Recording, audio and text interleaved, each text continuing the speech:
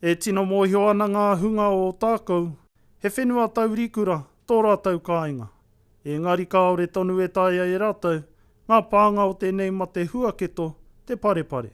We've got a very high percentage of over 70-year-olds, not all of them are hapu members, of course, but we had the opportunity to almost shut this area down so we could look after our kaumātua as well as our other community members who are elderly are very close to the marae anyway. E ai ki ngā puari hawara ārohe o te waipaunamu, i ngā rā e rima, kaore i puta he pānga hou i te mate huaketo, o tā Michelle Taiaroa, e tautoko tia nā rātou, e tō rātou whare haumanu o te rohe, a te kāika.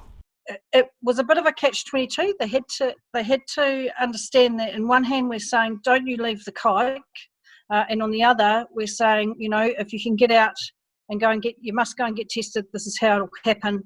Te kaika have set up really early their testing station and their ability to see patients in the car park really early. So just making sure our whānau knew that.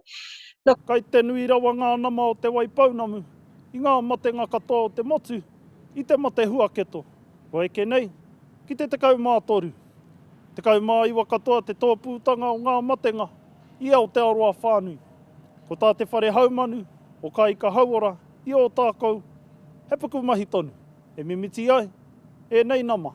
So our practice put our hands up and we're one of the designated swabbing centres.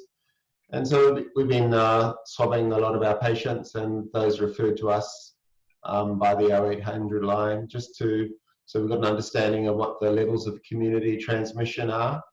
He nui ngā ratonga te kāika, hei aro atu ki ngā uri Maori, ki ngā uri o te moana nui a Kiwa, me ngā whānau e iti nei te puna pūtea.